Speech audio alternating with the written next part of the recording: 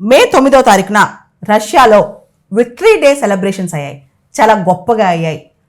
Russian president Putin దాదాపు 27 దేశాధ్యక్షులకి, దేశంలో ప్రధానమైన వ్యక్తులకి, చాలామందికి ఇన్విటేషన్ పంపించారు. ఇది 80th యానివర్సరీ అన్నమాట. మనకు తెలుసు వరల్డ్ వార్ II ఎండ్ అయ్యి దాదాపు 80 సంవత్సరాలు అయిపోయింది. దీనిలో రష్యా గెలిచి 80 సంవత్సరాలైంది. ప్రతి సంవత్సరం మే 9వ తారీఖున అక్కడ విక్టరీ డే సెలబ్రేట్ చేసుకుంటారు. ఈసారి భారత ప్రధాని మోడీ గారికి కూడా ఇన్విటేషన్ వచ్చింది. కానీ మోడీ గారు వెళ్ళలేదన్నమాట. అనేక కారణాల వల్ల, భారతదేశంలో ఉన్న యుద్ధ టెన్షన్స్ వీటన్నిటి వల్ల మోడీ గారు విక్టరీ డే సెలబ్రేషన్స్కి వెళ్ళలేదన్నమాట. అయితే ఇక్కడ ఉక్రెయిన్ వార్లో మనం ఖచ్చితంగా గెలిసే తీరుతామని చెప్పారు రష్యన్ ప్రెసిడెంట్ పుతిన్ ఈ స్పీచ్లో. అంతేకాదు మనందరం కూడా విక్టర్స్, ఎవరైతే యుద్ధంలో గెలుపొందారో వారి యొక్క వారసులం, సోవియట్ రష్యా యొక్క వారసులం, మనందరం ఈ యుద్ధంలో కూడా, ఉక్రెయిన్తో చేసే యుద్ధంలో కూడా గెలిచే తీరుతామని చెప్పారనమాట. అయితే ఇక్కడ విశేషం, చాలా పెద్ద విశేషం ఏంటంటే రష్యన్ ప్రెసిడెంట్ పక్కనే షీ జిన్పింగ్, చైనీస్ ప్రీమియర్ కూడా కనిపించారనమాట. మనందరికి తెలుసు చైనా చాలా టాసిట్గా, లేటెంట్గా రష్యాకి సపోర్ట్ చేసింది ఉక్రెయిన్ వార్లో. చాలా పెద్ద ఎక్యూజేషన్స్ ఉన్నాయి చైనాకి, ఉక్రెయిన్ వార్లో రష్యాకి సపోర్ట్ చేస్తున్నట్టు. ఇక్కడ China is a decisive enabler of Ukraine war. ఇక్కడ రష్యాకి చైనా చాలా సప్లై చేసింది, ముఖ్యంగా డ్యూయల్ యూజ్ గూడ్స్ అంటే ఏదైతే యుద్ధానికి కూడా అవసరం అవుతాయో, ఏదైతే వారికి కూడా పనికొస్తాయో అలాంటివి చాలా ఈ 3-4 సంవత్సరాల్లో రష్యాకి చైనా సప్లై చేసిందంట.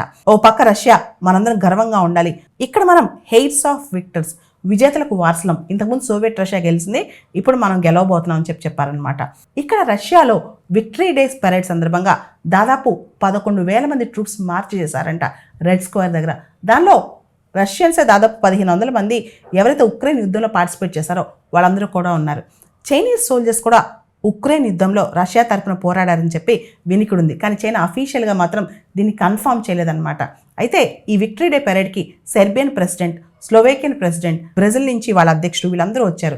సెర్బియాకి, స్లోవేకియాకి చాలా దేశాలు వాళ్ళ ఎయిర్ స్పేస్ కూడా ఇవ్వలేదు, కానీ వాళ్ళు వచ్చారనమాట. మాస్కో అంటే రష్యా వాళ్ళు దాదాపు 27 దేశాధ్యక్షుల్ని, వివిధ దేశాల నేతల్ని కూడా పిలిచారు. దానిలో చాలామంది అటెండ్ అయ్యారనమాట. మరోపక్క యూరోపియన్ యూనియన్ నుంచి ఫారెన్ మినిస్టర్స్, అదేవిధంగా బ్రిటిష్ ఫారెన్ సెక్రటరీ డేవిడ్ లామీ, వీళ్ళందరూ కూడా ఉక్రెయిన్కి వెళ్ళి ఏ విధంగా అయితే రష్యాకు బుద్ధి చెప్పాలని చర్చించారు. అంతేకాదు అక్కడ ఒక ఉక్రెయిన్లో ట్రిబ్యునల్ ఏర్పాటు చేసి రష్యా చేసిన వార్ క్రైమ్స్కి ఎలా పనిష్మెంట్ ఇవ్వాలి, రష్యన్ అగ్రెషన్కి పనిష్మెంట్ లేకుండా ఉండకూడదని చెప్పి వాళ్ళు చర్చిస్తున్నారనమాట. ఓ పక్క వీళ్ళు ఇలా చర్చిస్తుంటే ఇంకో పక్క రష్యాలో విక్టరీ డే పెరేడ్ అద్భుతంగా జరుపుకున్నారనమాట. ముఖ్యంగా Vladimir Putin North Korean military డెలిగేషన్కి ప్రత్యేకంగా థ్యాంక్స్ చెప్పారు. ఎందుకంటే మనకు తెలుసు North Korean military delegation not only వాళ్ళ విక్టరీ డేకి అటెండ్ అవటమే కాదు, ఉక్రెయిన్ వార్లో కూడా నార్త్ కొరియన్ మిలిటరీ స్పెషల్గా ప్రజెంట్ అయ్యి రష్యా తరపున పోరాడిందనమాట. సో ఈ సందర్భంగా పుతిన్ నార్త్ కొరియన్ మిలిటరీ డెలిగేషన్కి ప్రత్యేకమైన థ్యాంక్స్ చెప్పారనమాట. నార్త్ కొరియన్ ట్రూప్స్ చాలా వరకు వచ్చి ఉక్రెయిన్లో పోరాడాయంట.